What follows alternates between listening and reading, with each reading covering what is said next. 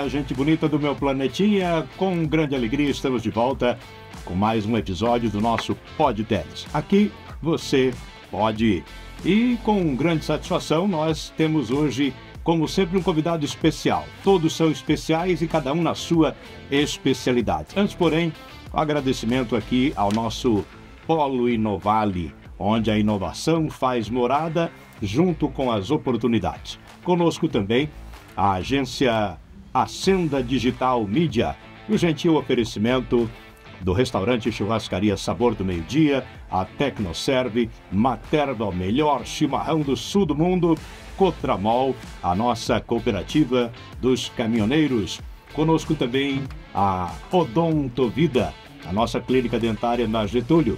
E também na Getúlio, mais pertinho da UNOESC, a Clínica Castelo, medicina diferenciada para você que precisa se cuidar muito bem. E agora vamos ao nosso convidado de hoje. Quem é que tem o privilégio de assentar-se na cadeira Element da Tecnoserve? Hoje nós vamos falar sobre um assunto muito interessante. Eu estava aqui manuseando o meu celular e o mundo está aqui na palma da mão. Isso aqui faz a gente pensar sobre muitos assuntos, muitos aspectos.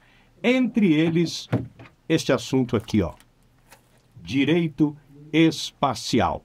Estamos aqui de pés firmes no chão, no solo terrestre, sobre a crosta terrestre. Mas acima de nós tem um espaço bem grande. E o que é que nós sabemos sobre ele? Quem é que manda nesse espaço? Que lei é que determina se pode ou não pode lançar um satélite, voos espaciais, ocupação, desocupação? Como é que é isso? Então, buscamos aqui um especialista, um amigo querido, doutor Alexandre. Eu sempre tenho dúvida da pronúncia, se é Dietrich ou Dietrich. Dietrich é abrasileirado, né? É Dietrich. Seria germânico, é. Então, doutor Alexandre Dietrich Bohr, que é um magistrado aposentado, depois de algumas décadas na magistratura, continua trabalhando, quem sabe até mais que antes, né? Porque se queria serviço, achou, né? Muito bem-vindo, doutor. Que alegria tê-lo conosco aqui para um assunto tão peculiar, né? Muito obrigado pelo convite, Teles. É uma grande alegria estar aqui com você e seus telespectadores para conversarmos sobre direito espacial internacional, direito espacial intergaláctico e o que isso reflete nas vidas, no nosso dia a dia, como cidadãos terrestres, né? Pois é, mas me permita começar pelo doutor Alexandre, mais conhecido aqui em volta de casa, né? Na nossa Joaçaba, onde o senhor atuou como juiz de direito por uns vários anos, né? Sim, eu aqui no Vale do Rio do Peixe, eu comecei atuando em Tangará por 1 ano e meio, depois fui a Capinzal, onde fiquei 11 anos, e por fim, então, Joaçaba, de 12 anos e meio aqui em Joaçaba. Gostou? E ficamos aqui no Vale do Rio do Peixe, assentamos raízes. Oh, coisa boa. E o que é que o remeteu ao assunto direito espacial? Na época em que eu estava fazendo meu mestrado, que foi por volta de 2003, era um mestrado acadêmico com uma turma só de magistrados. O Tribunal de Justiça fez um convênio com a Univale e formamos uma turma de magistrados. E na hora de pensarmos no tema da dissertação, eu quis fugir um pouco daqueles temas clássicos do dia a dia dos magistrados. Direito civil, processo civil, constitucional. Isso aí já era o meu dia a dia, eu queria fazer algo diferente. E é onde eu fui para a área do direito espacial. E defendi a dissertação do mestrado, então, nessa área de direito espacial. E, posteriormente, eu acabei desenvolvendo mais e mais o assunto e surgiu em 2005, então, esse primeiro livro de Direito Espacial Internacional, lições preliminares e avançadas, em coautoria com um professor norte-americano, que eu já tinha contato. Hurtak. Exato. E o Matthew Judge Egan. Uhum. Este é um advogado. Tá, e é claro, vamos adentrar a sequência do assunto, veio depois Direito Espacial Intergaláctico. Isso, aí em 2012, então, eu me afasto um pouquinho da área do direito espacial internacional e dou um passo a mais, indo para direito espacial intergaláctico. Tá, e nesse período inicial, quando o senhor estava lá junto aos seus pares magistrados, ainda como um estudante, digamos, né? Que fontes existiam nessa área, desse assunto que para nós, leigos aqui, é tão distante? Exato. Então, vamos começar com o direito espacial internacional, que foi a área do mestrado e foi o tema específico do primeiro livro. Então, no direito espacial internacional, as principais fontes de direito espacial internacional são 5 tratados internacionais que foram assinados como um resultado de um trabalho promovido pela ONU. Então, a ONU tem um escritório, um departamento específico para a área de direito espacial internacional. Esse escritório fica na Áustria, em Viena. Anualmente, há 2 reuniões deste escritório, a nível internacional. Uma reunião na área jurídica, de direito espacial internacional, e uma reunião na área técnica, de tecnologia espacial. Numa dessas reuniões, em 2017, eu fiz parte da delegação brasileira que participou lá na Áustria dessa reunião na área jurídica. Então, como eu disse, temos esses 5 principais tratados. De quando são esses tratados? Quando que surgiu esse direito espacial internacional? Ele surge na década de 60. Então, em plena Guerra Fria, em que havia 2 países polarizando a liderança armamentista econômica no mundo, que era Estados Unidos e Rússia, e também eles estavam disputando o avanço na tecnologia espacial. A Rússia sai na frente com o lançamento do primeiro satélite, o Sputnik, no final dos anos 50. E nessa mesma época, então, na ONU começa a se discutir normas para regulamentar toda a atividade humana no espaço exterior. Professor Alexandre, o que é o espaço exterior? O espaço exterior não foi delimitado por tratado, mas na doutrina de direito já está bem estabelecido. Fica a 100 quilômetros de altitude. Então, saindo daqui do chão. 100 quilômetros para cima. Morro acima, aliás, na vertical. Na vertical, tudo que tiver além desses 100 quilômetros é o direito espacial internacional que regulamenta. De 100 quilômetros para baixo, nós temos o espaço aéreo, que é o direito aeronáutico, que regulamenta. Aviação aérea. Que é alusivo ao território terrestre. Exatamente. Mais ou menos na mesma direção. O próprio mapa como se fosse um holograma. Assim. Exatamente. Então, de 100 quilômetros para baixo é espaço aéreo. De 100 quilômetros para cima é espaço espacial. O espaço aéreo é mais conhecido quanto aos voos que invadiam o espaço todos aéreo. Todos os voos civis, militares, são regulamentados por tratados internacionais e que compõem o direito aeronáutico.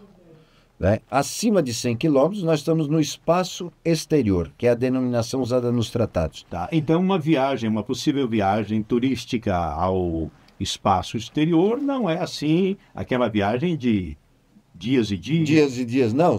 É uma viagem de minutos. Minutos. Porque você imagina um foguete com a potência dele para viajar 100 quilômetros é muito rápido. Em questão de minutos, ele saiu da atmosfera terrestre. E ali, a princípio, não há muito o que ver, porque já chegou lá, a sensação, a curtição daquele momento é aquilo ali. É você ter a experiência de falta de gravidade e a experiência de ver o planeta Terra lá do espaço. Que quem teve essa experiência disse que é fascinante ver aquela imensa bola azul lá do espaço. Isso me remete a uma pergunta inevitável. A Terra é redonda? Com certeza. Com certeza. Então não precisamos avançar nesse tema. Então, como eu estava dizendo, o direito espacial internacional ele tem como base 5 principais tratados internacionais. O principal deles é o Tratado do Espaço. Tratado do Espaço Exterior. De quando é esse tratado? 1967. Então é a nossa principal norma. Década de 60 foi uma década importantíssima. 60 e início dos anos 70 que foram feitos esses 5 principais tratados, que praticamente regulamentam toda a atividade hoje. E nesse Tratado do Espaço foram estabelecidos alguns princípios gerais muito importantes. Então, um deles, por exemplo, nenhum país pode se apropriar de qualquer objeto espacial, de qualquer satélite, de qualquer asteroide. Nada pode ser objeto de apropriação para um determinado país. O seu é seu, o meu é meu. Não tem isso. Tudo é um bem comum da humanidade. É de todos. É de todo. Não pode ser objeto de apropriação. Por isso que a Lua nunca foi loteada. Isso me remete a outra pergunta. O homem foi à Lua? Eu acredito que sim. Pela sua experiência, seus estudos? Sim. Só não contaram tudo que virou lá. Mas que foram. E levando em conta que foi no início de 70, né? Final dos anos 60. Final de 60, começo de 70.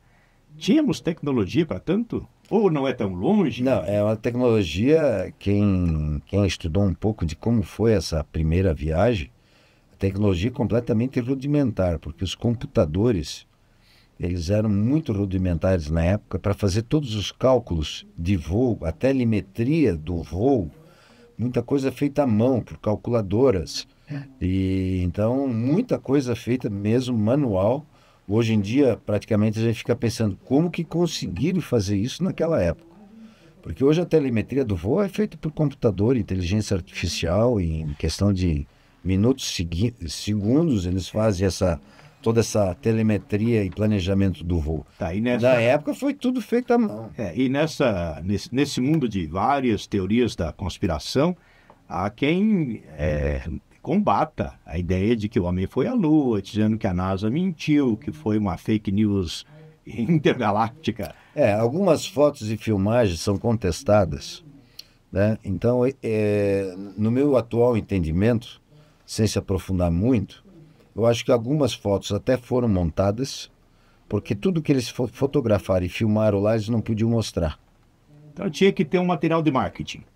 E aí eles tiveram que fazer algumas montagens para mostrar que não tinha nada lá na Lua. O que era conveniente mostrar até então. Exatamente. Então tem relatos de astronautas, a história do Neil Armstrong, que foi o primeiro homem a pisar na Lua, é uma história muito estranha.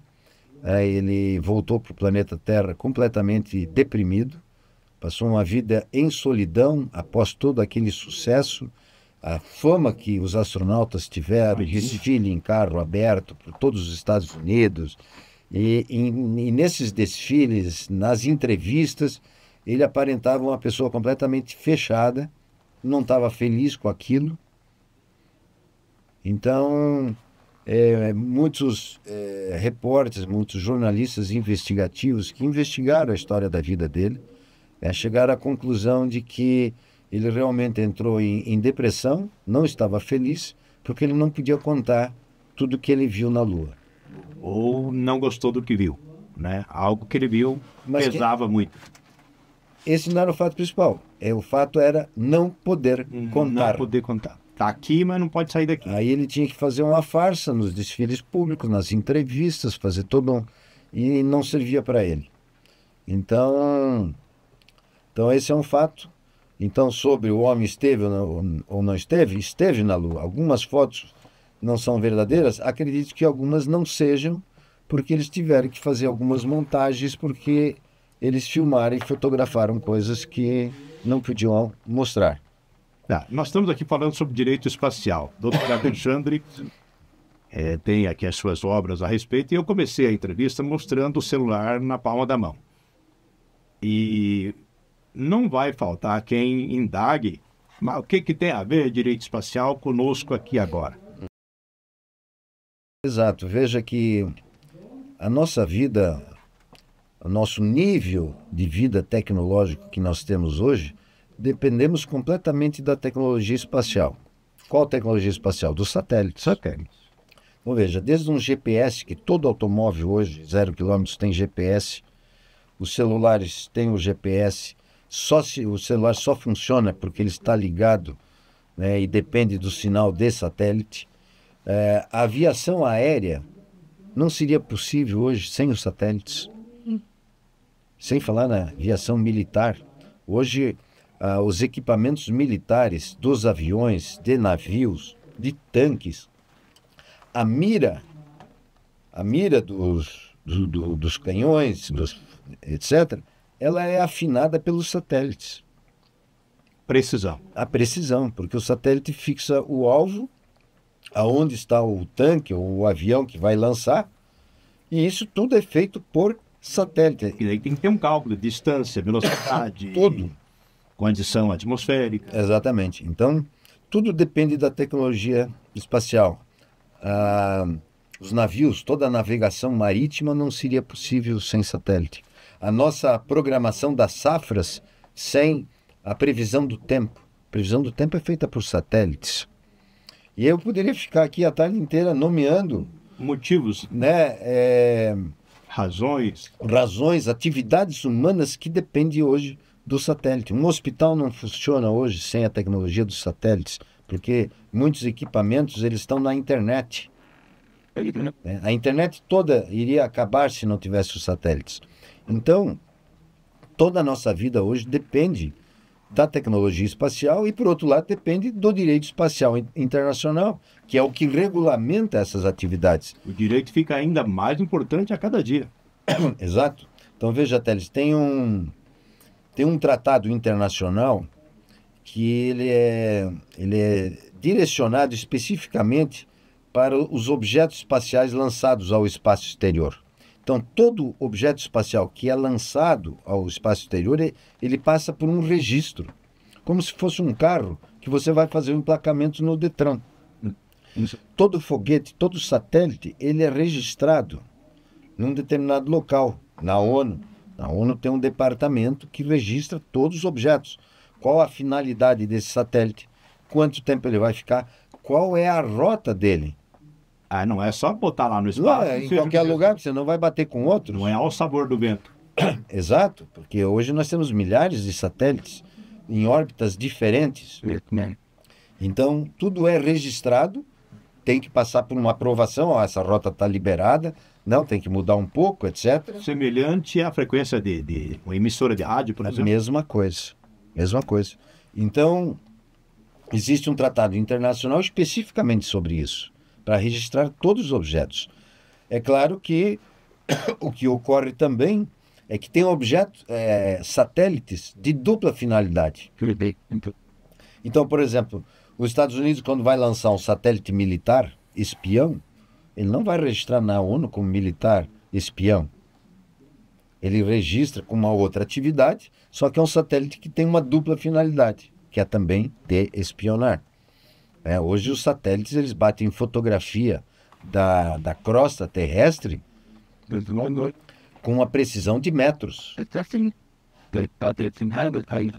Certo? Então, você viu, por exemplo, quando Israel atacou em Teherã, teve um ataque muito massivo em Teherã, eles destruíram um apartamento em Teherã que estava reunido uns 20 militares. Agora, recente, uns 2 meses atrás. Vejam, um foguete atingiu um andar do edifício. Esse foguete foi lançado escolhido a milhares de quilômetros. É feito por satélite. É para não errar mesmo. Exato. Então, nós temos também como direito espacial um outro tratado que é muito importante, que é o Tratado de Responsabilidade por Danos Causados. Então, poderíamos perguntar, e se um satélite desse cai? E ele entra na atmosfera e cai em cima de uma casa. Quem que é o responsável? Quem vai pagar o prejuízo? Ou se 2 satélites colidem no espaço, coisa que já aconteceu, quem é o responsável em pagar os danos? Quem provocou, quem foi atingido. Exato. Então tem um tratado internacional que regulamenta e distribui a responsabilidade entre os vários atores espaciais. Então, apenas para não se alongar muito, por exemplo, um acidente que ocorra lá no espaço exterior, lá em cima, 2 satélites colidem. A responsabilidade, ela é subjetiva, ou seja, é de quem teve a culpa. Ok? Quando o dano é causado na superfície terrestre, a responsabilidade é objetiva. Não interessa se teve ou não teve culpa. Causou dano, vai pagar. Olha que Entendeu? interessante. Então, tem um tratado especificamente regulamentando essa questão. Tá. Dentro dos seus estudos, a partir do momento que o assunto lhe bateu mais interessante, naturalmente o senhor foi à busca. O material que o senhor traz em seus livros, suas obras, num primeiro momento a gente pode imaginar, o doutor Alexandre ficou curioso e escreveu sobre. Mas é pesquisa, pesquisa e mais É pesquisa. muita pesquisa porque grande parte do material de pesquisa ele é internacional. Nós temos material brasileiro, mas não é muito. Então vamos para a língua universal, que é o inglês.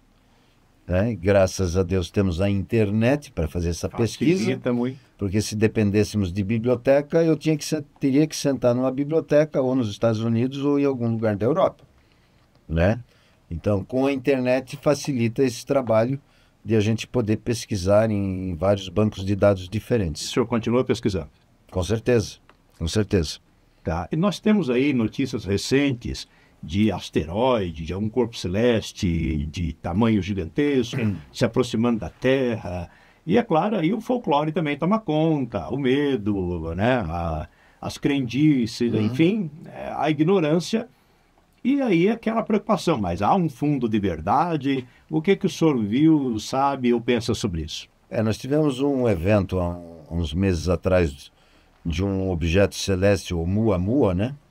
E que muitos diziam que era artificial, que era uma nave, outros que era um objeto natural, né? E esse objeto, ele teve alguns movimentos estranhos que deu margem a pessoas disserem que era artificial, né? Como mudança de velocidade. Esse atual objeto agora, que está se aproximando, entrando no sistema solar e vai passar, né? Já fizeram a trajetória desse objeto, ele vai passar muito perto de Marte, né? E próximo da Terra, mas mais próximo de Marte. E depois ele iria embora. Então há muitas especulações, primeiro de que seja um objeto natural, um asteroide, alguma coisa assim. Muitos contestam isso por causa da cauda dele, algumas características não são características de um objeto como um asteroide. E aí vem as especulações de que poderia ser um objeto artificial feito por alguém e que estaria viajando aqui em nossa direção. Para nós basta, vamos dizer assim, esperar mais um pouco e ver o que acontece. Só tem um jeito de tirar Porque dúvida. as especulações são muitas e o melhor de tudo é aguardar um pouco e ver como é que se comporta esse objeto. Ele está sendo monitorado, né? Toda a trajetória, toda a viagem dele já está sendo monitorada. Então, qualquer mudança de trajetória, aceleração, desaceleração, vai ser captada pelos nossos equipamentos e a gente vai poder dizer melhor, né, o que é e o que não é esse objeto. Tá, nós falamos aqui sobre a década de 60, começo de 70, como uma década marcante Perfeito. nessa área da busca do conhecimento espacial, né? Dali para trás, o ser humano fez acontecer muita coisa, porque era tudo mais rústico, artesanal, porém abriu portas para essa nova realidade, né? A gente falava, por exemplo, da aviação, que era rudimentar, mas o avião, desde Santos Dumont, né? Ele cumpria o seu papel com menos velocidade, menos altitude, né? E chegamos aonde chegamos hoje, né? Mas tudo foi importante, ou seja, houve essa inquietação do ser humano é natural, né? Com certeza, essa é uma característica do ser humano que é desbravar novos horizontes, né? Então veja que a sociedade europeia, né, o quanto ela lutou para desbravar as Américas no século XV em diante, com as navegações e exploração aqui da América do Sul, Central, América do Norte e também no Oriente, né? O quanto o espírito explorador da humanidade. E esse espírito explorador da humanidade está nos levando para o espaço agora, que é o grande tema do momento, porque dos anos 60, final dos anos 60, início dos anos 70, em que fizeram esses 5 principais tratados, em que os atores principais eram os Estados Unidos e a União Soviética, já fazem muito tempo. Nós já estamos há 60 anos. Há 60 anos disso. Nesses 60 anos, nós tivemos um período aí de 20 a 30 anos sem acontecer muita coisa, apenas lançamento de satélites, etc. Muitas sondas espaciais foram enviadas para Marte, para Vênus, para Júpiter, para fora do sistema solar. Então, muita pesquisa científica, né? Os tratados internacionais determinam que todo conhecimento adquirido por pesquisa espacial de uma sonda que foi para Marte, ela deve ser compartilhada com toda a comunidade internacional. Tem um tratado dizendo isso. E culminou no que nós chegamos hoje. Hoje nós estamos numa situação completamente diferente. Primeiro, várias agências espaciais estatais de países funcionando muito bem. Então nós temos a Agência Espacial Europeia, que abrange os países da União Europeia. A Agência Espacial na Índia, nós temos a nossa agência espacial no Japão, muito evoluída. Na China, que não era um ator importante nos anos 60, hoje se tornou um dos principais atores na área espacial, né? A Rússia continua também bastante forte nessa área. Então, houve um incremento muito grande, partindo de 2 atores nos anos 60, para vários países Despertou interesse, né? participando da corrida espacial, querendo botar os seus satélites no espaço, não precisar depender de satélite de outros países, que você tem que pagar o uso, etc., né? Então, essa foi uma das grandes revoluções que ocorreram. Outra revolução que ocorreu foi a diminuição do tamanho dos satélites. Eles eram tudo muito grandes. Hoje nós temos os chamados microsatélites, que são coisas pequenas, de 5, 10 centímetros, 15 centímetros. Nossa! E o lançamento de centenas deles, que a gente chama de constelação de satélites. Então são vários satélites. Tem curta duração, de longa vida. Não adianta nós Mas querermos enxergá-los. não adianta.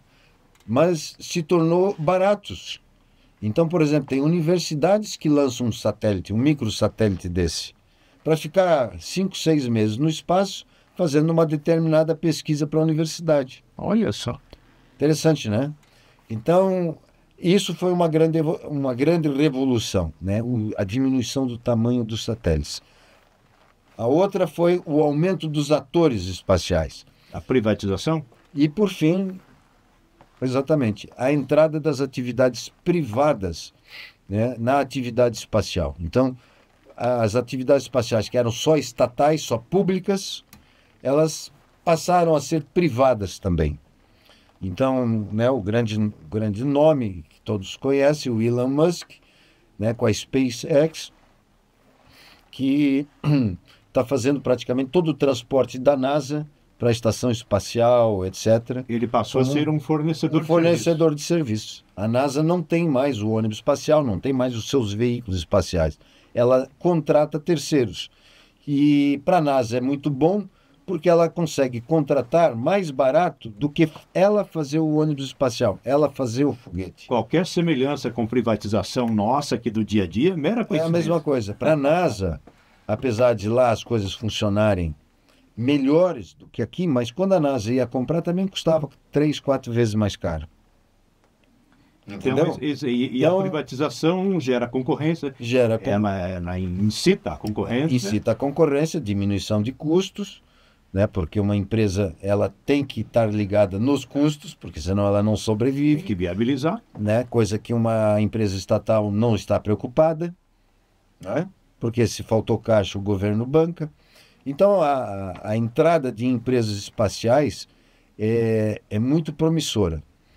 O Elon Musk entrou na atividade espacial como um grande transportador de mercadorias né, para a estação espacial, etc. Tem outras empresas, como a Virgin Galactic, que ela entrou também como transportador, mas mais na área turística. Então, para voos suborbitais, de baixa órbita, né? E tem uma lista enorme de passageiros querendo fazer esses voos, no sentido de sair da órbita terrestre, né? Ter a experiência de falta de gravidade, ver o planeta Terra todo azul, etc. Então ela está fazendo isso já há bastante tempo. e outras empresas. E, além do transporte e do turismo, nós temos o quê? A mineração espacial. Pois é, aí bate uma curiosidade. Exatamente. Que em termos de mineração, o Brasil sabe do que está falando, né? Nós temos o privilégio de termos um solo extremamente Exato. diferenciado. Agora, o que mais que pode ter por aí, né? O fato é que um dia os minerais terrestres vão terminar. Então, esse é um fato. Apesar de que em alguns lugares ainda tem muito minério, o Brasil é um deles, que tem muito minério, mas é uma riqueza finita. Ela tem um prazo determinado. E no espaço exterior, nós temos minérios em abundância, né? Então, só na Lua tem muitos minérios. Mas nos asteroides, que é só rocha, nós temos vários tipos de minérios. E esses asteroides já foram mapeados por países, pelas empresas. Pois é, então eles sabem exatamente, asteroide tal tem platina em quantidade. daquilo que já caiu sobre a Terra ou do que foi pesquisado O que foi pesquisado lá. no espaço. Então ele já sabe, tal asteroide tem tanto de platina, esse tem tanto disso, tanto daquilo, tanto de nióbio, tanto de grafeno e outros minerais que não tem no planeta Terra. Então, a mineração espacial tem um interesse muito grande, né, como uma indústria por demais rentável, né, porque a empresa que conseguir minerar um asteroide e trazer esse minério para cá, por exemplo, platina, que é um minério muito caro aqui, você traz uma tonelada de platina de um asteroide, quanto que essa empresa vai... É uma fábula. Então há uma preocupação muito grande porque não há regulamentação ainda para a mineração espacial internacional. Tem que avançar. E aí a gente já vai entrar no tema por que não avançou, né? Mas nós não temos uma legislação para regulamentar a mineração espacial quando nós já temos empresas sendo formadas e produzindo equipamentos para minerar. Faz logo o papel aí que eu estou pronto. Já estão prontos. E eles não vão esperar pelo papel. Se o papel não vier, se o direito não vier, eles vão fazer do mesmo jeito. Porque perante a lei não está proibido. Eles têm mais tecnologia, vão lá e fazem, né? Então, agora, o que aconteceu com o direito espacial internacional que não evoluiu? Então, nós temos esses 5 principais tratados, final dos anos 60, início dos anos 70. Não saíram em 60 anos mais tratados. Pois é, isso saiu. Me remeteu a esse raciocínio. Foi algo tão bem feito, porque olha as mentes que trabalharam nisso há 60 anos atrás. As mentes foram espetaculares. Os 5 tratados são realmente muito bons. Óbvio que eles precisam de atualização, porque a realidade hoje é completamente diferente. Intervalo inimaginável naquela época, em que só tinha Estados Unidos e Rússia disputando o espaço. Inimaginável. Então precisa de aperfeiçoamento. O que acontece? Na ONU, lá naquele escritório de Direito Espacial Internacional, em que tem uma reunião anual na área jurídica, e eu participei em 2017 como membro da delegação brasileira. Ressalta-se que todos foram com recursos privados e não do governo, apenas o chefe da delegação que foi com recurso público. Enfim, como é que acontecem as coisas lá naquele escritório? Dependem de votação dos representantes dos países da ONU. E as votações precisam de unanimidade. Então, o que acontece? Países que não têm expressividade na área espacial e que têm algumas diferenças ideológicas, diplomáticas, políticas com Estados Unidos, aí a Europa já dançou. Então eles vão lá e boicotam as votações. Ficam censurando. Se tiver um só fora... Então a gente assistiu lá, por exemplo, representante da Venezuela, né, tecendo inúmeras críticas aos Estados Unidos. Que como fez se isso, fosse que fez beneficiar aquilo. só os Estados Aí Unidos. você pergunta, tá, mas o que a Venezuela fez e compartilhou com todos das Nações Unidas na área espacial? Nada. O que os Estados Unidos já fez, quanto investiu e quanto ele compartilha? Entendeu? E é assim que funciona. Eu saí de lá assim, decepcionado, mas vamos dizer com o pé na realidade. Eu falei, aqui eu não volto mais, porque aqui não vai sair mais nada de interessante. Ainda Porque bem que enquanto não mudar essa forma de votação, as coisas não vão para frente. já está determinado que não Então, vai. por exemplo, uma questão muito, muito proeminente na área de direito espacial internacional é a questão do lixo espacial. Porque os satélites, depois que eles passam do prazo de validade, vamos dizer assim, eles ficam lá em cima rolando, ocupando espaço. Se eles não voltam, Eles começam a cair devagarzinho, porque a gravidade da Terra vai puxando. Como ele não tem mais energia, não ele tem está propulsão.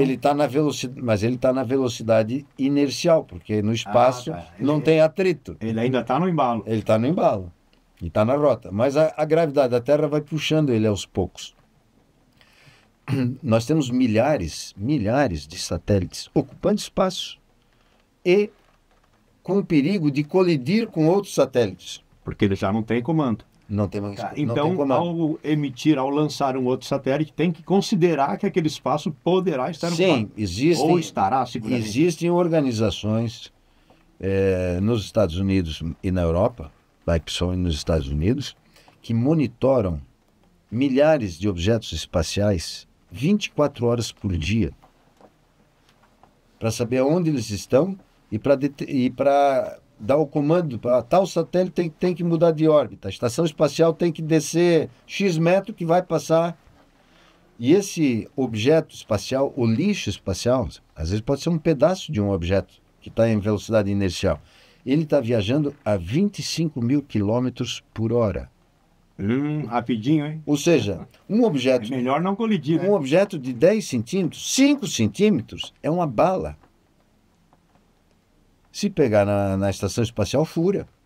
Pegar num astronauta que está fazendo um reparo na estação espacial do lado de fora, mata. Então é extremamente perigoso. Então os objetos de certo tamanho, eles são monitorados 24 horas por dia, isso dá um trabalho enorme, e é o que nós chamamos de space debris, lixo espacial. Isso está na pauta do escritório lá na ONU há uns 15 anos para ser votado. Como vamos limitar a produção de mais lixo e limpar o que já tem? Não consegue consenso. Porque tem que ter unanimidade. Aí complica. Entendeu? Tá. Então, por isso que não se fez mais, desde os anos 70, uma legislação ou as legislações necessárias para o avanço do direito espacial. Ainda bem que aquela inicial é de boa qualidade para não estragar o jogo até aqui. Né? Exatamente. Menos mal. Então, o que, por exemplo, os Estados Unidos fez? Que os Estados Unidos, vendo essa realidade lá na ONU, eles simplesmente fizeram a legislação deles para permitir que as empresas deles possam minerar o espaço. Tá, doutor, o senhor escreveu aqui o segundo livro, Direito Espacial Intergaláctico e Diplomacia Espacial Intergaláctica. Uma introdução, mais uma vez, participação do James Hurtak. Levando em conta o que nós falamos até aqui, e esse avanço do olhar humano para além. E nós convivemos, especialmente em Joaçaba, região que eu cheguei aqui em 1995, e ali naquele período logo adiante teve uma efervescência aqui de avistamentos. No aeroporto? Né? E não só no aeroporto, tem histórias eu lembro assim, disso. tem histórias Saiu no jornal, né? Saiu, coisas assim impressionantes, depoimentos muito contundentes e tal. O que é que o senhor pensa ou sabe sobre essas coisas que o senhor poderia compartilhar? Então, Teles, é exatamente esse tema que faz surgir o direito espacial intergaláctico. Então eu não estou errado de juntar os assuntos. Exatamente. Aqui. Porque o direito espacial internacional, que é o que nós estamos falando até agora... São entre as nossas nações. Ele considera o espaço exterior, ou seja, tudo que está acima de 100 quilômetros, ao infinito e ao além, como bem comum da humanidade. Mas e se tiver outros interessados além da humanidade? Ou seja, exato, mas eles consideram que não existe. Então, o direito espacial internacional, ele é antropocentro, ele centraliza o universo no homem. terrestre, Uhum. como se não tivesse mais ninguém e tudo que está lá fora está a nosso dispor. Essa é a mentalidade que está por trás do direito espacial internacional. Tá, dá para dizer que então essa mentalidade humana até aqui ela fez sentido ou ela já confrontou com algo que não está bem explicado? Exato. O direito espacial intergaláctico é que faz essa ponte, porque é um direito espacial também, Também. certo? Mas é um direito espacial considerando a possibilidade de que existem outras civilizações cósmicas inteligentes. Então, qual seria o direito aplicável para o espaço, considerando a existência de outras civilizações cósmicas? Porque o direito espacial internacional É coisa dos humanos. é só coisa dos humanos e para os humanos, Uhum. né? Então, aí surge esse novo ramo do direito, que é levando em consideração a existência de outras civilizações cósmicas. Tá, mas, professor Alexandre, tem evidências de que existem outras civilizações cósmicas? Essa é a pergunta, porque isso está na base do raciocínio. Então, extrapolando aqui as experiências locais, né, como você mencionou. Eu falei porque aquilo mexeu com a nossa curiosidade. Mexeu. Isso aconteceu na época. O meu cunhado, ele não é daqui, mas ele estava aqui no encontro de aeromodelismo no aeroporto. Ah, sim. E ele é piloto de avião também. Ele viu a nave lá. Saiu no jornal, no DC, inclusive, no Diário Catarinense, de capa, a foto desse objeto espacial. A foto do objeto? Opa. Como era de noite, só via luzes, né? Era pouco visível. Mas ele estava lá e dezenas de aviadores estavam lá e viram. Ou seja, para o doutor Alexandre é uma testemunha confiável. Confiável, exato.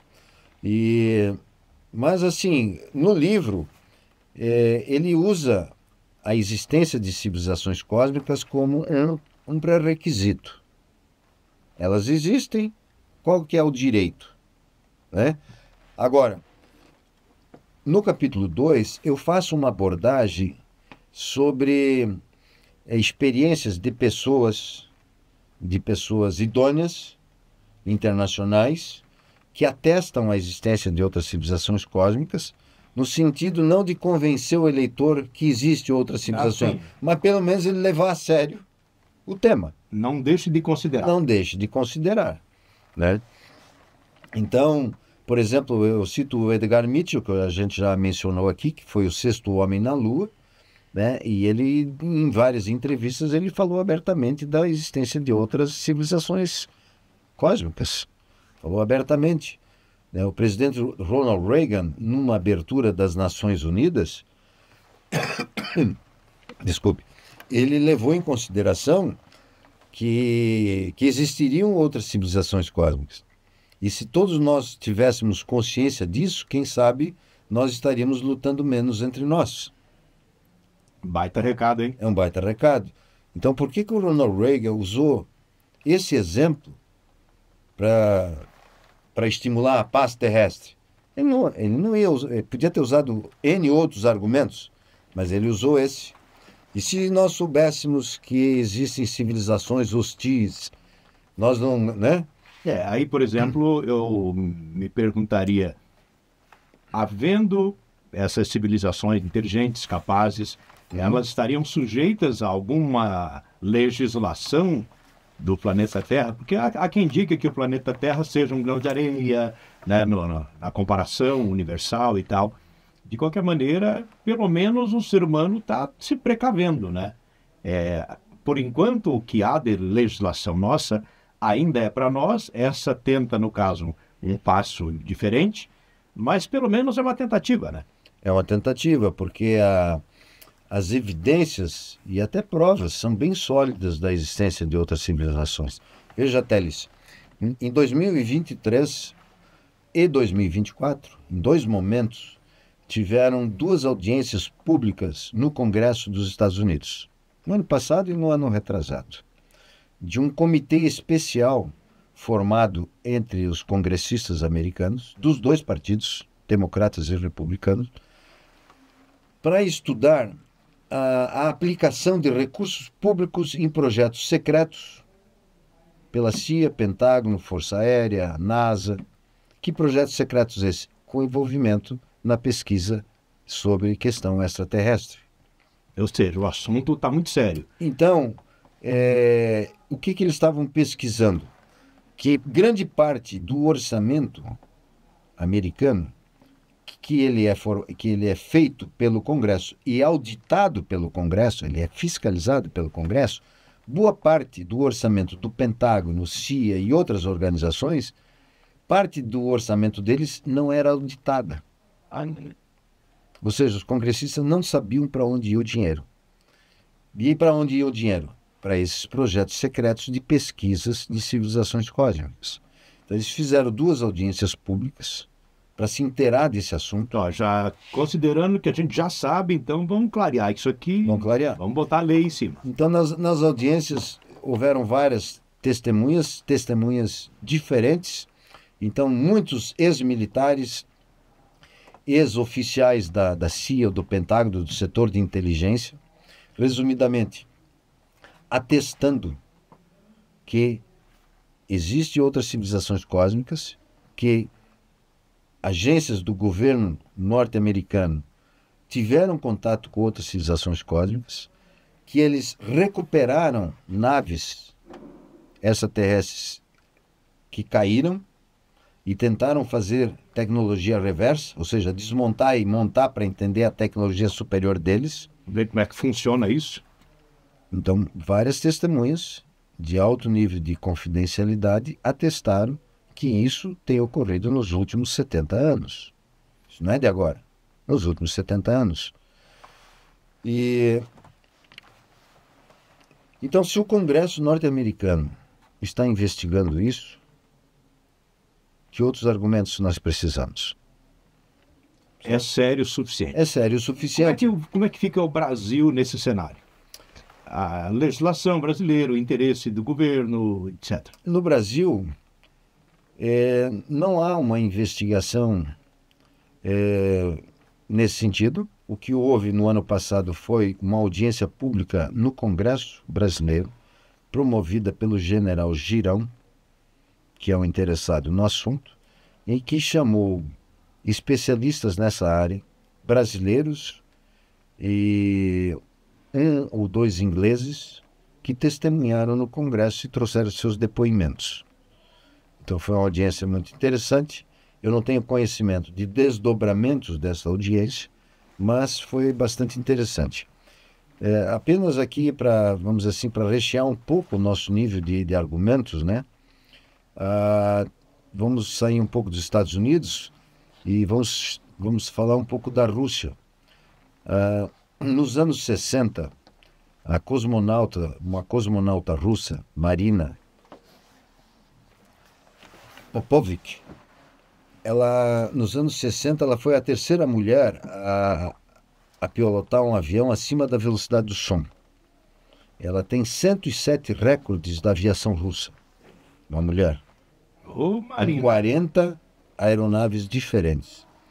E depois ela contou em várias palestras e testemunhou de que pilotos civis e militares na Rússia fizeram relatórios de mais de 3.000 avistamentos de objetos voadores não identificados. Então, matéria de avistamento, tá na Rússia também. E ela também contou em palestras que em 5 ocasiões os russos eles coletaram objetos caídos para depois fazer a tecnologia reversa. E um dos depoimentos mais interessantes dela, Teles, que ela fez palestras pelo mundo inteiro, falando sobre uma sonda espacial chamada Phobos 2.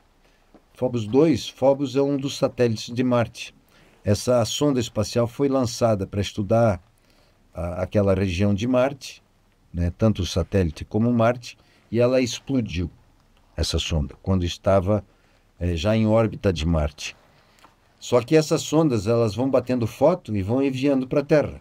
Ah, tá. Não tem que chegar lá para começar a missão. Fica batendo. Ela já está em missão. missão. Viajando e fica batendo foto. Ela explodiu.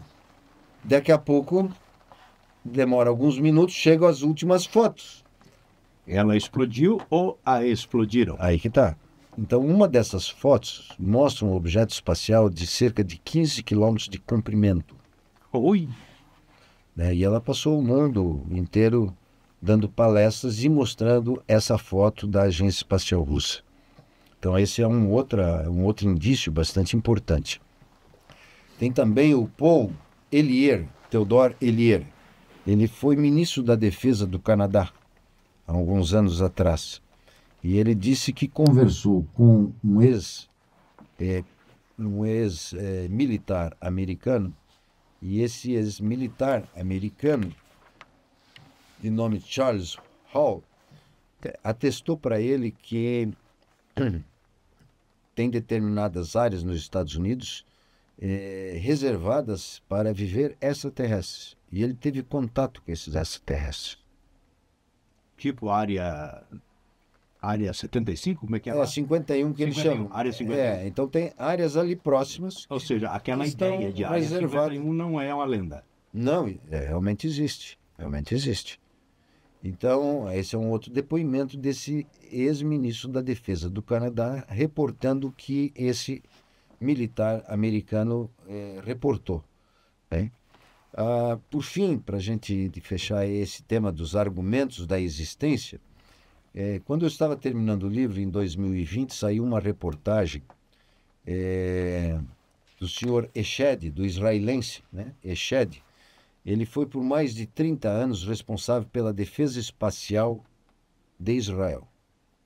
E ele deu uma entrevista a um jornal israelense falando sobre a existência de uma federação galáctica de extraterrestres. Um modelo de organização. Uma federação galáctica que teria um posto avançado em Marte, no subterrâneo de Marte. E que neste local haveriam representantes do planeta Terra lá em interação com essa Federação Galáctica. Então, o cara com a autoridade de ser o responsável pela defesa espacial de Israel por 30 anos, reconhecido, Não é um qualquer falando. ele me solta uma bomba dessa.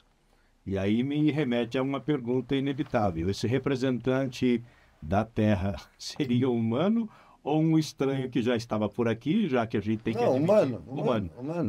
Tem um ser humano lá. Ele disse americanos e de outros países. Né? E aí ele falou mais, que no primeiro mandato do Trump, que foi 2020, era o governo Trump, né? Ele disse que o Trump tinha conhecimento e estava em contato com essa Federação Galáctica. E que, na época, ele quis revelar isso publicamente. E que essa Federação Galáctica o dissuadiu a não fazer essa revelação, tendo em vista que ainda poderia ter consequências sociais, econômicas um pouco catastróficas. O assunto já é quente. Agora, imagine uma voz governamental esclarecendo alguma coisa. A população não vai saber o que fazer com isso, né? É melhor que fique quieto. Eu acho assim. Eu acho que a população mundial, de certa forma, vem recebendo um treinamento positivo. Positivo no sentido de aceitar isso como uma realidade. Indícios. Os filmes. Quantos filmes, desde os anos 70, que nós tínhamos os seriados. Guerra nas Estrelas, Perdidos no Espaço, Star Trek. Star Trek foi concebido na década de 40, né? Foi na década, mas lançado nos anos 70. Mas né? a ideia, o livro, né, a autoria já vem... De muito tempo. É muito interessante a história do Star Trek, que o editor do Star Trek, o Gene Roddenberry, esse senhor, ele teve contato com um grupo que estava fazendo contato com um chamado Grupo dos Nove. Era um contato telepático, vamos dizer assim, né? Mas uma pessoa sensitiva estava recebendo informações de um representante desse Grupo dos Nove. E o Gene Roddenberry fazia parte desse grupo que fazia perguntas, ela perguntava para ele, o cara respondia. E tendo em vista essas informações, que ele escreveu a série Star Trek. Ah, então foi um ditame. Exatamente. Porque ele recebeu a missão de fazer uma ponte, de preparar a humanidade para a realidade de Jornada nas Estrelas. Vamos começar de brincadeira que tem aceitação. Veja, no Star Trek tinha a Federação Galáctica. E que os humanos participavam, mas participavam vários extraterrestres. Na nave tinha outros seres, né? Sim. Então o Star Trek já foi um ensinamento, já foi uma doutrinação para a humanidade. Quantos outros seriados e filmes sobre esse tema? Exterminador do Futuro, Alien 1, 2, 3... Eu não sei se o senhor se recorda, mas eu me lembro ainda da TV em preto e branco. Aqueles mais antigos, né? Admitindo aqui já a nossa idade, né? Eu acho que eu um pouco mais que o senhor. Do filme Túnel do Tempo. Túnel do Tempo. Do Tony, do Doug. O mais antigo, Flash Gordon. Flash dos Gordon. anos 40, 50, a época do meu pai. Até o Perdidos nas Estrelas. Perdido no Espaço. No Espaço, né? Sim. A Guerra dos Mundos. Nossa. Foi um outro seriado também muito impactante na época. Então tudo isso... né, tudo isso teve uma continuidade até os dias de hoje. Então eu acho que, em termos de dizer, se chegar agora o presidente Trump ou qualquer outra líder, eles existem, estão aqui... Já está mais leve. Né? Eu acho que está bem mais leve. O que impede, na minha opinião, de que haja realmente essa revelação pública, são outros fatores, não esse. Quais são? Primeiro, nós ainda vivemos aqui embaixo, numa aldeia global em caos. Estamos guerreando entre nós, né? Disputas. Nossas diferenças ainda nos incomodam disputas muito. de território, grupos fortes e antagônicos entre si. Então você veja o grupo da ONU, do Fórum Econômico Mundial, tentando implantar uma nova ordem global, que segundo o Klaus Schwab, você não terá nada e será feliz. Né?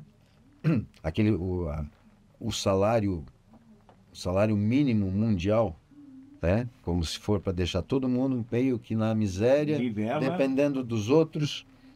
É um comunismo macro. Então tem um grupo, né? Com uma visão de mundo nesse sentido, mundo de total controle social da mídia, controle do cidadão, monitoramento do cidadão, né? Como já é feito na China. Mas esse grupo quer expandir a nível global. Isso a gente viu. É sempre a busca do controle, né? Do controle. Semelhante também aos vilões dos desenhos animados. Vou dominar o mundo. Exatamente. Então você vê um grupo aqui no planeta Terra tendo essa visão de futuro, né? E a gente vê outros grupos tendo uma visão diferente, promovendo mais as liberdades individuais, os valores fundamentais que fundamentaram a nossa sociedade até hoje, valores da família, da religião, do respeito à religião dos outros. Então nós estamos num momento muito conflituoso, não resolvido. E até não pouco resolvido. tempo atrás esses assuntos passavam ao largo, né? Hoje eles estão... Exato. quentes. Então eu acho que como humanidade nós temos que resolver isso. Para que lado nós vamos e como vamos. 2, nós temos que resolver os nossos problemas das guerras. Temos que acabar com essas Elas guerras. ainda existem, né? Que loucura. Nós temos que acabar com isso, né? Então esse é outra questão importante, né? Acabar com essa animosidade. Em terceiro lugar, né? Nós temos que ter uma liderança global solidificada. Coisa que hoje não parece tem. longe. Não tem grupos disputando, mas não há. Então, se você imagina assim, vamos imaginar que tem essa Federação Galáctica que a gente falou. E eles vêm aqui, vamos falar com o representante da Terra. Quem que é? Não tem. A ONU que não é, né? A ONU que não é. E bem, poderia, digamos assim, a ideia inicial... A ideia original é boa. A ideia original era essa, mas ela foi deturpada por dentro, completamente. Tanto que a Venezuela Está na Comissão de Direitos Humanos da ONU. Não preciso dizer mais nada. É uma piada. É uma piada. O que a ONU fez com relação à questão de Israel e no Oriente Médio? Só atacou Israel. O que ela fez contra o Hamas? Pois é, Não tem nada. uma coisa que me intriga, e adentrando um pouquinho na Israel e Entendeu? Hamas, é que o Hamas, sendo um grupo terrorista, como podemos admitir que um grupo terrorista chegue a ter tanto poder de bater de frente com Israel, que não é pouca coisa em matéria de beligerância, né, de tecnologia? Israel é referência mundial. Sim. Então, qual é o tamanho do Hamas? Como é que um grupo terrorista consegue Chega nesse tamanho. agigantar tanto? Quem financiou? Quem financiou? Quem deixou isso acontecer? Quantos bilhões E por de que ainda dólares e por que ainda a ONU defende? derramou lá na Palestina, na faixa de Gaza, de ajuda humanitária nesses 30 anos, 40 anos? Quantos bilhões? Para onde foi isso? Por que eles estão na miséria ainda? Pois é, São perguntas. Falta de dinheiro é que não foi. Então, resumindo, né, para vir esse anúncio público, eu vejo que essa questão tem que ser resolvida. Nós temos que acabar com essas guerras, nós temos que acabar com o terrorismo, com o narcotráfico. Nós temos que resolver nós temos que limpar a nossa casa para estarmos prontos para uma sociedade espacial.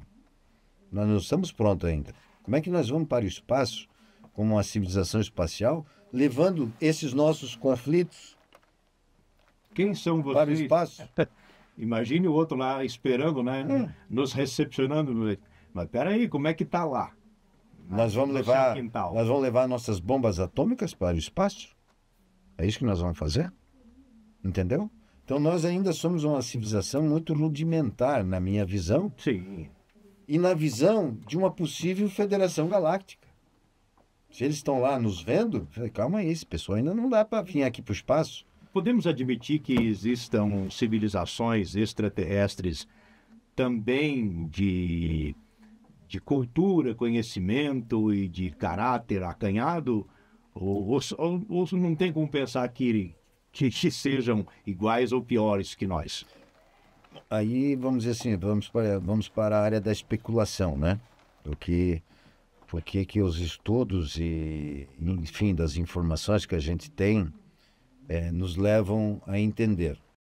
Então, primeiro é um princípio da filosofia hermética que diz o seguinte: assim como é em cima, é embaixo. Ou assim como é embaixo, é em cima. O que eu quero dizer? Assim como é no microcosmos, é no macrocosmos. Tem problema Tem também. relação. Então, se no microcosmos, que é o planeta Terra, nós estamos nesse caos, eu vejo que a nível de civilizações espaciais também tem dificuldades, também tem problemas, também tem ovelhas negras. Ok? Não é porque uma civilização tem mais tecnologia que ela tem mais consciência ética, moral e espiritual. Isso não quer dizer. Né? O Hamas tem muita tecnologia militar. Conhecimento não lhe falta. E qual é o nível ético e moral deles? Zero. Então, o fato de uma civilização ter uma nave muito bonita e poderosa não quer dizer significa nada. Que seja bonzinho. Não significa que seja bonzinho. Se estaciona um cidadão aqui na frente do prédio com uma Ferrari, vai todo mundo batendo nas costas. O cara é o cara? Não. Ele só tem um carro bonito, mas será que o cara é um cara honesto? Será que ele comprou com dinheiro limpo? Entendeu? Então é a mesma coisa numa sociedade espacial. Então, se existe uma federação galáctica, eu acredito que eles também têm seus problemas, que não há uma total uniformidade. Ainda não chegaram lá, digamos. Exato. Mas que se busca isso. Mas eles também estão buscando, num nível já melhor do que o nosso, mas não é um nível de tudo certo. Sabe? Né? Por outro lado, a pesquisa sobre civilizações cósmicas, com experiência aqui no planeta Terra, mostra o seguinte, Teles: a grande parte das experiências de seres humanos com civilizações extraterrestres foi negativa, não é positiva. Nós temos milhares e milhares chegando a 1 milhão de casos de sequestro. Abdução. Abdução é um sequestro de experiência genética, médica. Tem o caso do Cabo Valdez, que é bastante conhecido, Sim. né? Entre outros. Interessante que milhares de casos documentados. Então nós já estamos vendo que o que vem do espaço não quer dizer que é positivo. Não é só anjo. Exatamente. Então o direito espacial intergaláctico, ele também serve no sentido de orientar a liderança da Terra a decidir quais serão os nossos parceiros cósmicos, para não escolhermos errado. Diga-me com quem andas. Exatamente. Voltamos a... Exatamente. Então, esse é um tema bastante super atual, que tem um impacto muito grande, que eu entendo, na geopolítica mundial, porque civilizações extraterrestres têm influenciado governos, tanto civilizações positivas como negativas. Então, tem civilizações extraterrestres que querem o caos aqui na Terra, que querem a guerra aqui Tem na lá Terra. seus motivos. Tem os seus motivos particulares seus para interesses. isso. Exatamente. E aí, é claro, se afinam com interesses Eles, idênticos. aqui na Terra, tem gosto para tudo, Tem gosto para tudo. infelizmente.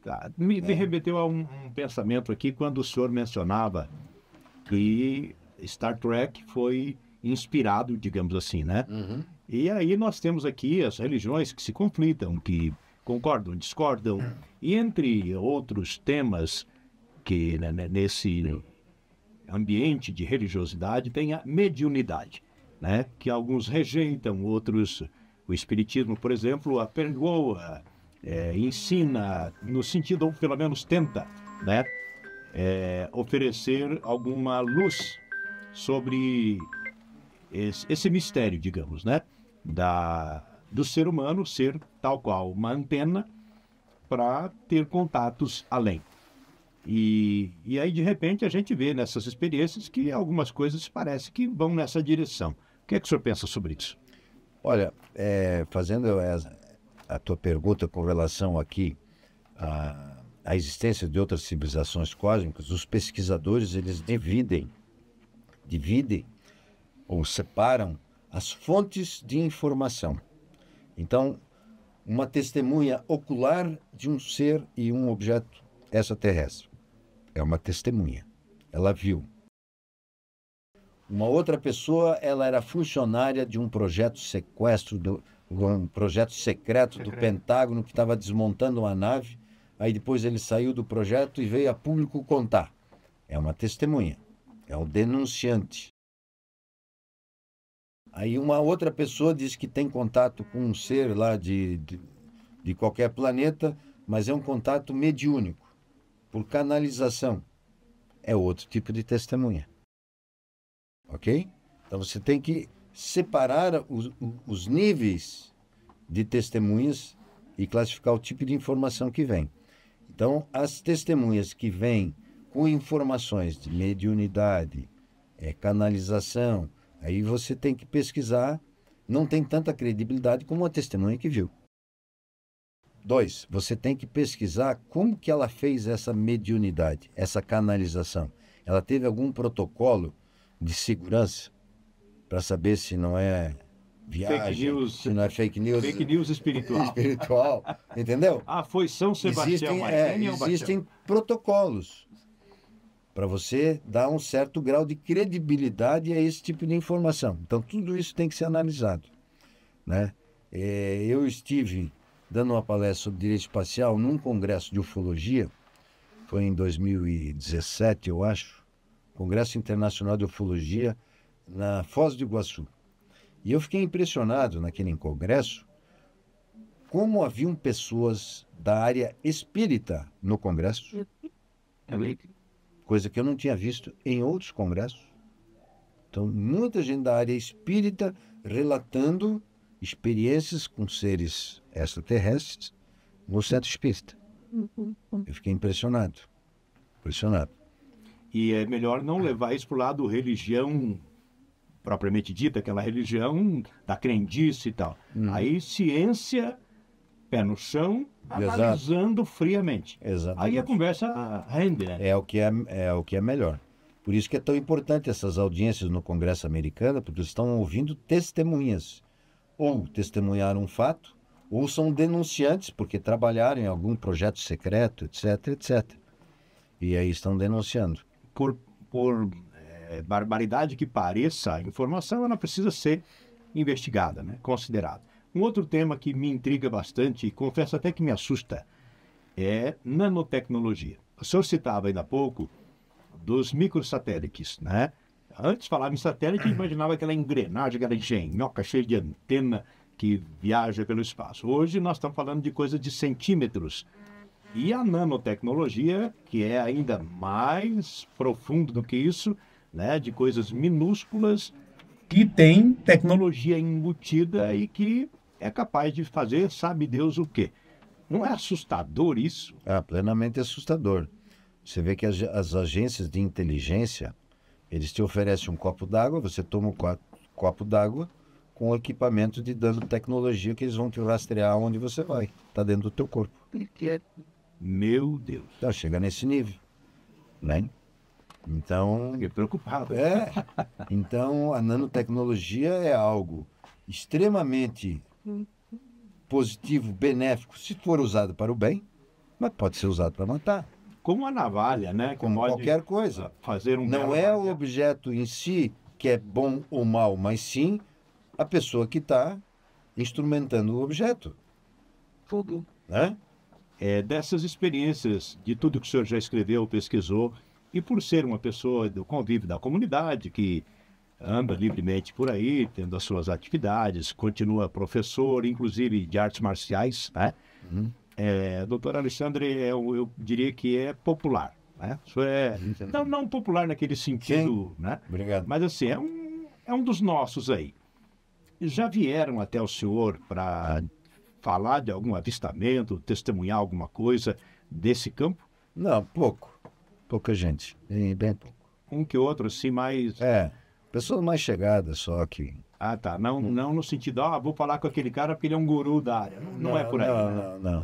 Tá. E desses casos que a gente tem conhecimento, assim, mais perto de casa, como é o caso aqui, nós falamos de Joaçaba e região, né? Naquela época, na década de 90, teve uma efervescência. O assunto foi longe. Isso cessou? Você tem conhecimento de novidades? Olha, o que eu posso dizer é que tem muita gente vendo muito objeto. Atualmente. Isso não parou. Não parou. Não parou. Aquele período foi mais barulhento, no caso. Mas não parou. Muita gente vendo muito objeto. E lá em casa eu moro num lugar alto, a gente vê quase que, quando a noite é clara, você sempre vê objetos diferentes. Tá, me Que permita... não é um satélite, porque o satélite ele tem uma linha reta, linear de órbita. O avião tem aquela luzinha que fica piscando, né? São objetos do tamanho de estrelas, um pouco maiores, que elas surgem, têm uma certa trajetória e desaparecem. Isso a gente vê praticamente toda noite. Me recorda a infância, agora meu pai dizia, às vezes a gente olhando para o espaço numa noite bem estrelada, aquelas noites bonitas do interior, né? Lá da roça, e aí não demorava algo estranho, né? Estrela cadente, você vê muito também. E para nos tranquilizar diante da sua própria dúvida, eu imagino, meu pai dizia, não liga, é aparelho. Tipo assim, é aparelho que alguém mandou, né? Mas eu estou falando da década de 60 também, né? Tá, mas como o senhor falou no local onde mora, me permita adentrar. Existe uma associação da Vila Nova Concórdia, que é um local diferente, escolhido por razões... Como é que é aquilo? Olha, ela se iniciou como uma busca de procurar um lugar de autossustentabilidade. Fazer uma pequena comunidade autossustentável. Semelhante a um condomínio. Um condomínio. Aí depois foi evoluindo. Então, de autossustentabilidade, a gente precisava de um lugar que tivesse água. Então, é um lugar com bastante água. Tem 12 nascentes de água. E é um local elevado. Um local elevado. Precisávamos de Então, a produção de alimentos, alguma coisa. Então, nós temos peixe, né? Produzimos alimento como cada casa produz as suas verduras, pomar, enfim, né? As suas coisas. E a gente tem uma pequena plantação de produtos agrícolas, mas a gente faz por arrendamento, porque a gente não tem condições e também não sabe plantar. Não é da agricultor, tem não é que da terceirizar. Exatamente. As casas, elas têm um toque, um padrão ecológico. Então, todas têm que ter captação de água de chuva com cisterna, todas têm que ter energia solar, alternativo para aquecimento de água, se quiser fotovoltaica também. Todas têm que ter um tratamento das águas cinzas, que é água de pia, de chuveiro, água cinza, né, com zona de raízes. E todas têm que ter um tratamento também para as águas negras, que é do bacio, né? Então tem que ter um tratamento, não é fossa séptica, sumidouro, essas coisas, não, tem que ter um tratamento. Então a gente faz o tratamento atualmente por multibiodigestor, né? Usamos por um certo tempo compostagem, mas é um pouco inconveniente usar a compostagem para uso diário, quando tem visita na tua casa, enfim, daí a gente, depois surgiu essa nova tecnologia de multibiodigestor, que usa um bacio normal, com descarga normal, então ficou bem mais confortável, vamos dizer assim. E de onde vem esse protocolo, esse embasamento para fazer assim, assim, assim, para que seja sustentável? Isso a gente que criou, a gente que desenvolveu. O senhor criou? Um grupo de pessoas. Um grupo de pessoas. E esse grupo, quantas pessoas aproximadamente? Inicialmente, esse grupo de pessoas tinha que fazer parte de um outro grupo. Então, nós fazíamos parte de uma associação, de uma entidade, que resolveu fazer comunidade. Aí nós criamos um outro grupo, a Associação Nova Concórdia, mas surgiu daqui, desse primeiro grupo. Assim, já por afinidade. Exato, é. Então, todos que participavam da Associação Nova Concórdia tinham que fazer parte desse grupo original. Chegava por aí de qualquer jeito. Exatamente. Então, isso agora, depois de 20 e poucos anos, a gente cortou esses laços. Hoje não precisa mais fazer parte desse grupo original. Ah, tá. Ela já tem uma constância, uma sustentabilidade. Porque também não teve mais interesse de pessoas daquele grupo original. Tá, também. A gente ficou meio estagnado e resolvemos, então, abrir a associação para mais alguns poucos associados. A gente também não quer lotar lá a vila. Não tem a pretensão de quantidade. Não tem pretensão de quantidade, exato. Tá. E essa experiência ao longo desses 20 e poucos anos, que tal? Olha, muito difícil de trabalhar com pessoas, de você organizar pessoas, de um compromisso único, né, num patamar. Então é uma certa dificuldade pessoal que você enfrenta, que é positivo, porque você cresce nessa dificuldade de relacionamento, de convivência, de criar metas, etc. Então é uma dificuldade, mas você cresce com essa dificuldade. Você constrói relacionamentos com essa dificuldade. Mas é uma dificuldade. Muitos entraram, muitos saíram também, por causa das dificuldades, e outros ficaram. Então a gente passou por todo um processo. Tá, mas a experiência em si... Então a experiência nesse lado pessoal, então é um desafio, dificuldade e aprendizado, muito aprendizado. Depois tem o aspecto de... como é que eu vou dizer? Do que nós conseguimos de acordo com o que nós buscávamos. Eu acho que a gente alcançou bastante. Então a gente tem uma boa infraestrutura, tem uma boa organização, né, frente a um terreno que não tinha nada e tínhamos vários sonhos, né? Então, diante disso, eu acho que a gente é vitorioso. A gente conseguiu, né? Pessoalmente, além disso, para mim, é um lugar super agradável de morar. Me sinto muito bem lá. Perto de Joaçaba, perto de Capinzal, né? E para os lados de Concórdia, onde tem minha filha, também é perto. Então, eu estou assim, bem localizado. Não estou afastado demais de pequenos centros urbanos. O que também seria muito ruim se estivesse muito longe. Sim. Então, eu estou perto. Né? Eu vim hoje de manhã para dar aula de Aikido, voltei para casa, almocei, tomei banho e vim para cá. Então é um local perto. Idas e vindas tranquilas, Tranquilo. comparado a quem mora num grande centro, Agora no centro leva 2, 3 horas para se deslocar. e sem o caos do trânsito. Né? Exatamente. Não, não que o centro de Joaçaba nos poupe, né? Mas Não, aqueles 15 minutos ao meio-dia. ali é cruel. Tá. E nesse período dessa convivência, não faltou folclore no entorno, né? Para dizer, aquele pessoal que mora lá, que tem aquilo lá. A primeira vez que eu ouvi falar da Vila Nova Concórdia foi assim um fuzuê na minha cabeça, né? E que lá é o pessoal que acredita em ET, que não sei o quê.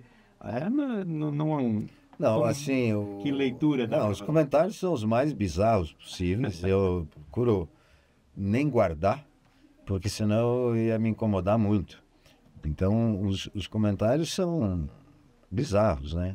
Então, tanto comentários aqui na cidade, como comentários lá no interior.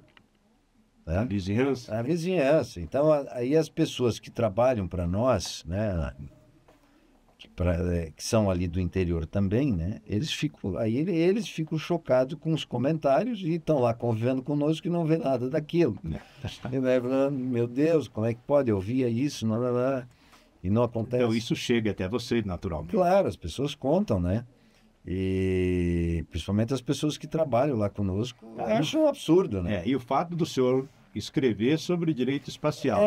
Isso também chama um pouco. Aproxima os temas. Aproxima os temas e as pessoas, num primeiro momento, não veem a seriedade que é o tema e a seriedade que é tratado o tema, né? Como é que o senhor vê a Vila Nova Concórdia como modelo em que pesa essas dificuldades estruturais, de material humano, né? De gerenciamento e tudo mais? Existem outros por aí ou é algo único? Não, no Brasil teve várias tentativas de experiências de comunidade, né? E a Associação Nova Concórdia não dá para dizer que é uma comunidade, é uma associação, né?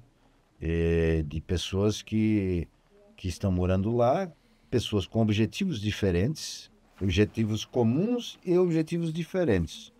Então, tem gente, por exemplo, que tem casa lá, mas é para final de semana. Né? Tem outros que estão lá para morar. Então, como um objetivo de comunidade, eu não chamaria de comunidade. O senhor mora lá desde o início ou passou a morar de um tempo para cá? Ou era fim de semana também? Olha, nós começamos em 2003. Em 2009, eu comecei a construir a minha casa. Aí eu já fiz uma casa pensando em morar. Então eu já fiz uma casa grande, uma casa boa e tal. Só ia final de semana. A sua casa é que tem motivos japoneses? Algum aspecto visual? Sim, mas agora ela está com aspecto germânico. Mudou um pouco. A aparência? Mudou um pouco. A gente mudou a arquitetura da casa. No início era mais estética isso? Ou... Não, na época foi proposital. A gente se inspirou na arquitetura de um templo budista. Então, por isso ela tinha umas características, telhado, inclusive, e tal, aquelas faixas vermelhas. Isso. Né? Então, agora a faixa vermelha ficou preta, como se fosse um barrote de madeira, né? E botamos tijolinho à vista na parte de baixo. Então, ela ficou com estilo germânico, que é as nossas origens. Suas origens. Nossas origens, exatamente. Muito bem, nós teríamos aqui muito mais, afinal de contas, diante de duas obras que eu vou me deliciar aqui na leitura, já que agora vou ter um pezinho lá de dentro, né? Estou muito feliz com o aceite do Dr. Alexandre participar conosco aqui e espero ter outras oportunidades, assim como também, quem sabe, uma provocação aí, para que a gente tenha outros fóruns, outras oportunidades, né? Para levar esse assunto que é tão pertinente, tão atual, sempre foi atual, né? Mas com tão pouca gente para lidar. Mas eu tenho ainda uma outra pergunta. Nessa mesma linha de atuação do senhor, tem outros Alexandres por aí mergulhado no tema dessa forma? Olha, até foi bom essa tua pergunta, porque a gente vai conversando sobre tantos temas e algumas coisas... E nós não anotamos nada aqui, a conversa flui. Aqui no Brasil, nós temos a Sociedade Brasileira de Direito Aeronáutico e Espacial. Opa! SBDA. A SBDA, ela tem a sua sede no Comando Militar da Aeronáutica no Rio de Janeiro. E o presidente da associação é um brigadeiro da reserva, mas é um brigadeiro do ar.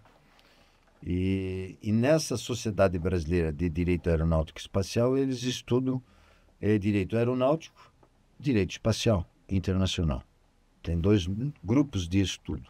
Eu participo do grupo de estudo de direito espacial já há vários anos, colaborando com eles. Há 2 anos, o brigadeiro Adir, depois que eu lancei o livro, ele se entusiasmou tanto com o livro e perguntou a Alexandre, quem sabe a gente cria um outro grupo de trabalho aqui na SBDA, de Direito Espacial Intergaláctico. E aí criamos um grupo, mais um grupo lá dentro. Então tem Direito Aeronáutico, Direito Espacial Internacional, temos o nosso grupo de Direito Espacial Intergaláctico, que está funcionando há 1 ano e pouco. Começou em final de 2003, 2004, 2024 inteiro e agora 2025. Conta com participantes da área jurídica, da área militar também, ex-militares, da ativa também. Então esse é um ponto muito importante acadêmico na área de Direito Espacial Intergaláctico. Não tem outro no Brasil estudando esse tema. E não sei se tem no mundo pessoas estudando esse tema, Direito Espacial Intergaláctico. Então é um marco muito importante que a gente está fixando e estamos tentando avançar nesse aspecto. Tá, então nós temos aqui o livro do Dr. Alexandre, Direito Espacial Intergaláctico, e também a primeira obra, Direito Espacial, Lições Preliminares e Avançadas. De Direito Espacial Internacional. Direito Perfeito. Espacial Internacional. Como é que se adquire esse material? É claro no que Mercado Livre. Depois de uma conversa dessa aqui, vai ter muita gente dizendo, mas eu quero. No Mercado Livre. Mercado Livre. O Mercado Livre ele está lá. E também faço o anúncio de que brevemente estarei abrindo um canal no YouTube. Opa! Exopolítica Unlocked.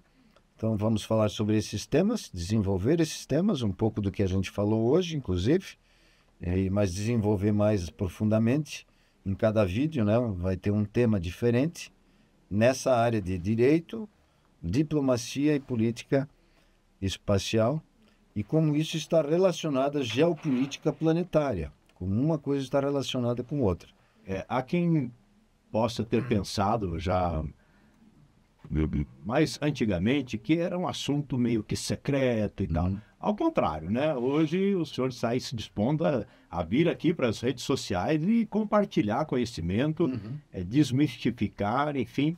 Parabéns, eu acho que é muito oportuno e principalmente vindo com a credibilidade de quem trabalha seriamente o tema e com profundidade, com um efetivo conhecimento, né, uma pessoa preparada e com caráter para isso, porque estamos lidando com algo do que há de mais delicado, né? O que mais delicado do que isso, né? Exato, porque veja que uma sociedade planetária tem vários estágios na sua evolução.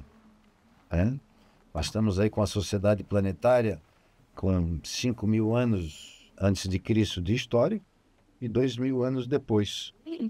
Sabida. Não é muito tempo. É pouca coisa, diante do cosmos. Né? Exato. Mas nesses 7.000 anos, 8.000 anos, a sociedade ela passa por várias fases. E nós estamos vivendo, não sei se na nossa geração, acredito que na nossa, mas no mínimo na próxima geração, nós estamos vivendo uma outra mudança de fase. Qual é a mudança de fase? De você sair de uma sociedade planetária para ser uma sociedade espacial. Então isso é um marco muito importante. Sair da bolinha Terra. Sair do aquário. Sabendo que há algo mais. Depois da cerquinha. Ou da gaiola, né? E sair para voar. Então essa transição é uma transição muito importante em qualquer sociedade planetária. Toda sociedade que hoje é uma sociedade espacial que viaja pelos sistemas solares, etc., um dia ela já foi como nós, não sabendo da existência do que havia e vivendo só no seu planeta. Então nós estamos nessa fase de transição. Como eu disse, nós temos que ajeitar algumas coisas nessa aldeia aqui. Nós temos que resolver alguns problemas nossos aqui para poder sair como sociedade planetária. Fazendo isso, a gente faz essa transição. Nós estamos vivendo um momento da transição, parto da transição. Né? Então, eu acredito, na minha visão. E como o parto não é fácil. Tem o preço, a dor. Então a ideia de fazer o canal é exatamente, também vem nesse ponto.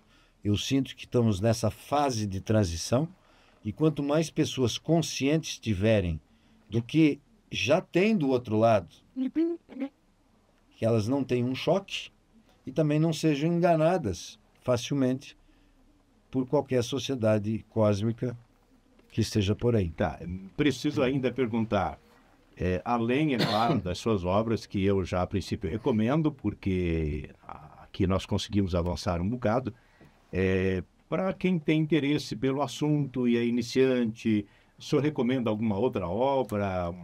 Eu poderia, aqui eu vou citar um escritor, tem vários, mas para quem está começando, Michael Salas.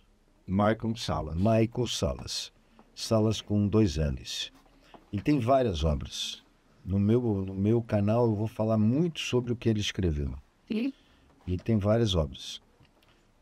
Pode escolher. Mas eu o considero um pesquisador. Ele é um doutor, tem PhD, e uma pessoa muito séria. Então ele pesquisa muito e já está há 20 e poucos anos nessa área, entrevistando muita gente, e ele consegue fazer os links. Esse falou, esse confirmou, esse falou diferente. Ele não abandona o tema, ele aproxima. Ele aproxima, vê as diferenças, o que todo mundo fala igual, o que fala diferente, e vai fazendo as suas conclusões. Ele não toma partido de ninguém. Então ele é um pesquisador, bastante isento e muito profundo, sério. Então quem quiser comprar alguma obra, eu recomendaria hoje qualquer obra do Michael Salas, vai ter lá as obras. O senhor conhece, creio que sim, se não conhece, sem problema, Erich von Däniken. Eram os deuses astronautas. O que o senhor diz daquela obra? Eu comprei essa semana um livro do Erich von Däniken e Paul Wallis. É um livro recente, ele só está em italiano, estão fazendo agora para o inglês. O Erich von Däniken, ele foi o pai de toda essa geração. Acho que o livro dele, acordou uma geração de pessoas que hoje estão pesquisando. E me chama a atenção no estilo dele, isso o senhor acaba de falar desse outro escritor que o senhor recomenda. Da pesquisa, ele pegou o assunto aqui, comparou com ele esse mesmo assunto com outra vertente e não abandonou nenhuma, e outra, e daí ele apresenta isso, né? Me pareceu bastante similar. E acho que a tua lembrança do Erich von Däniken é bastante importante, né? Como eu disse, eu acho que ele foi o pai de uma geração de pesquisadores, porque você ouve uma porção de pesquisadores hoje que dizem que quando criança leram o adolescente ler o livro dele, né? Mas é bastante pertinente, porque nós estamos nessa fase de transição planetária que eu falei, de uma sociedade terrestre planetária para uma sociedade cósmica, em que nós vamos viver e conviver com várias civilizações. E vamos ter que conviver com positivas e negativas. Né? É importante o recado do Erich von Däniken, para a gente não fazer dos extraterrestres deuses. Eles são extraterrestres. O título do livro dele já é uma lição, né? Então, nós temos uma Federação Galáctica, eles têm naves maravilhosas, tá, mas não vamos fazer eles deuses, tá? Eles só têm mais tecnologia que nós. Tá. Não estamos falando de divindade, estamos falando de outras civilizações cósmicas. E para não dizer que não falamos, como é que fica Jesus Cristo nesse contexto todo, na sua visão? Lembrando aqui duas máximas, né? Conhecer a verdade e ela te libertará, e há muitas moradas na casa de meu pai. Essa tua última referência, eu acho que é uma grande referência ao direito espacial intergaláctico. Né? Ele está dizendo que não tem uma morada, que seria o planeta Terra. A casa do meu pai tem muitas moradas. Quer dizer, o planeta é só mais uma. Então, acho que essa é uma grande confirmação. Isso mostra que Jesus tinha essa consciência cósmica. Isso mostra que Jesus não era daqui. A própria gravidez de Maria mostra isso, que ele não era daqui, né? O anjo Gabriel faz a anunciação e fica, para mim, bastante claro, né, que ele foi implantado no útero da Maria e se ele foi implantado, ele veio de algum lugar. Da Terra não foi. Né? Então, acho que é uma das grandes, se não o maior personagem da nossa história, né, com a mensagem que dura até hoje, vai durar milênios. Várias civilizações cósmicas que eu ouvi testemunhos, respeito muito Jesus. Além da Terra, ele é conhecido e reconhecido. Exatamente. O que me chamou bastante atenção, né? Também reconhecido. Enfim, acho que ele é um guia para todos nós e vai ser um guia também quando a gente fazer essa transição planetária como civilização cósmica. Acho que ele continua como um grande guia. Como se percebe, temos muito assunto pela frente ainda. E será muito bem-vindo o canal que o próprio Dr. Alexandre terá em breve, ao qual nós desejamos muito sucesso. Muito obrigado. Contem conosco. Dr. Alexandre, estou muito feliz com a entrevista. Espero que tenha sido também importante de alguma sorte para o senhor e para essa causa bonita que o senhor tanto se dedica. Tá? Muitíssimo obrigado. E como o senhor mora no interior e toma chimarrão, a Materva, que é um dos nossos patrocinadores aqui, é uma modesta lembrança. Mas na hora daquele chimarrãozinho lá no sítio, lá na Associação Nova Concórdia, o senhor vai lembrar de nós. Muito obrigado, Teles. Fique com os meus presentes, que deixo com carinho os 2 livros. E queria deixar um grande abraço para a tua audiência, dizer que estou muito feliz de conversar com essa audiência maravilhosa e reencontrar um grande amigo, sempre é muito bom. Muito obrigado pelo convite. Conversamos então com o Dr. Alexandre Dietrich Buhr, juiz aposentado, escritor dedicado à causa espacial, com essas 2 obras maravilhosas. Um grande abraço e até o próximo episódio do Pod Tênis. Aqui você pode.